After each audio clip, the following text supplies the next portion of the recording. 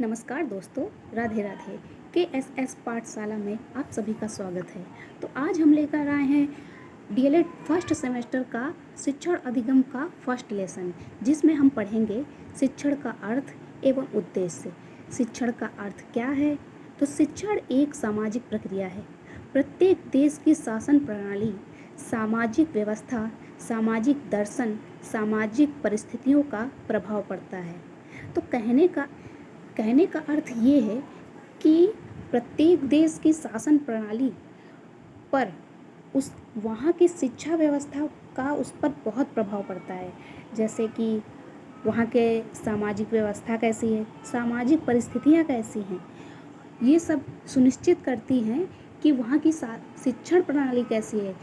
अगर शिक्षण प्रणाली ही सही नहीं होगी किसी देश की, तो उस देश की ना तो सामाजिक व्यवस्था सही होगी, ना ही उसकी समाज की जो परिस्थितियां हैं वो सही होंगी, ना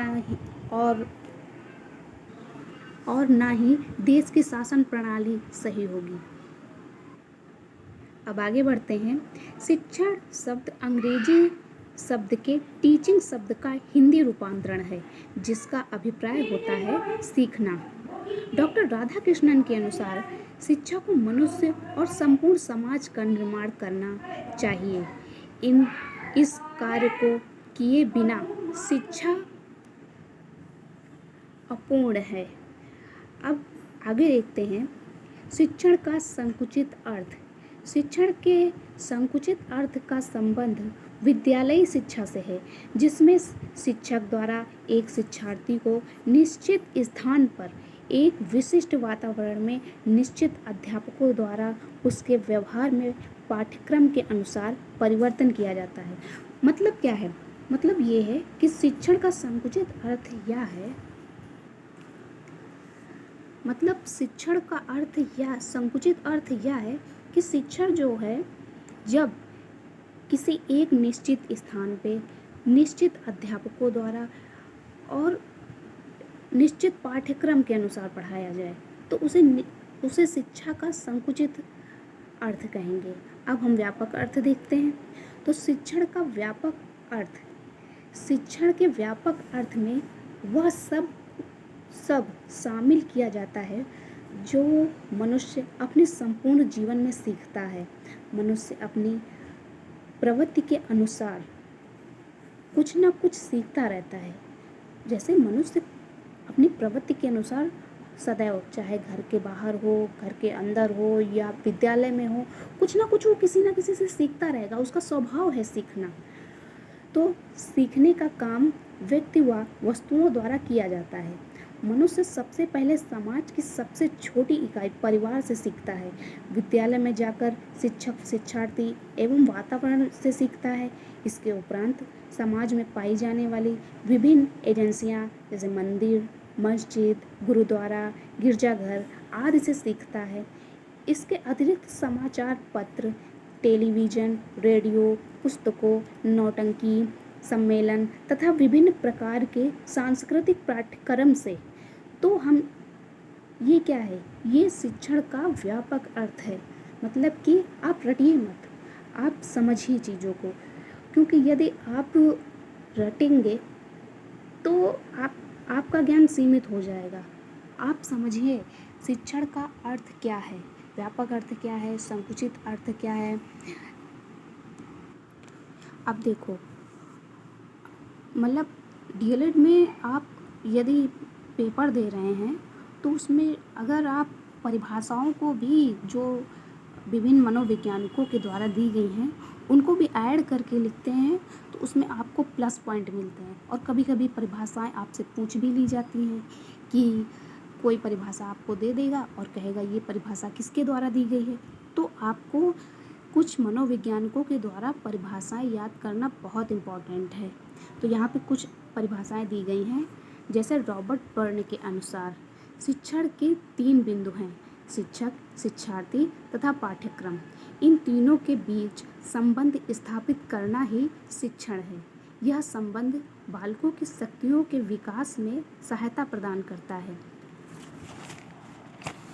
अब थॉमस एम रिस्क के अनुसार सीखने के लिए के लिए दिए जाने वाले निर्देश के रूप में शिक्षण को परिभाषित किया जा सकता है।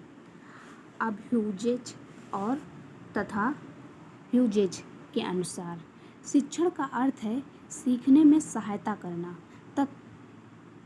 तब तक कुछ नहीं दिया गया जब तक वह ग्रहण नहीं किया गया, तब कुछ नहीं पढ़ाया गया जब तक सीखा नहीं गया। N.L. गेज के अनुसार, गेज ने शिक्षण को परिभाषित करते हुए लिखा है, शिक्षण पारस्परिक प्रभावों का वह रूप है जिसका उद्देश्य दूसरे व्यक्तियों की व्यवहार क्षमताओं में परिवर्तन लाना है। B.F. स्किनर के अनुसार, ये परिभाषा बहुत ज़्यादा पूछी जाने वाली है, तो इसीलिए इस परिभाषा को आप ध्यान से पढ़ें। शिक्षण पुनर्बलन की आकस्मिकताओं का क्रम है। अब योकम तथा सिम्पसन के अनुसार, शिक्षण का तात्पर्य उस प्रक्रिया से है जिसके द्वारा समूह के लोग अपने अपरिपक्व सदस्यों को जीवन से सामंजस्य स्थापित करना बताते हैं। अब क्लार्क के अनुसार, शिक्षण वह प्रक्रिया है जो शिक्षार्थी के व्यवहार में परिवर्तन लाने के लिए नियोजित तथा संचालित की जाती है। PDF में कुछ दिखाई कम दे रहा है, लेकिन हम बोल रहे हैं तो उससे आप समझ जाइए।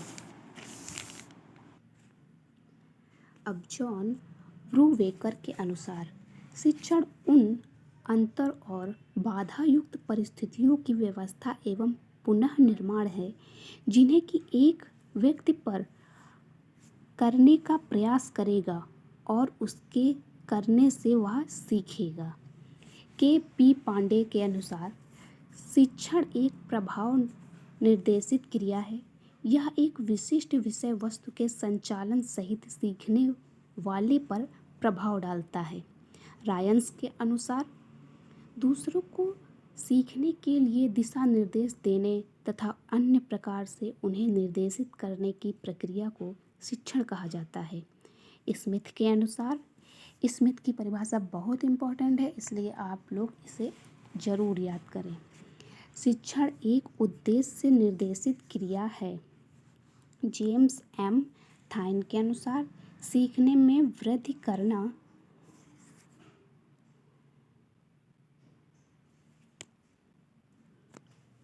All teaching is the promotion of learning.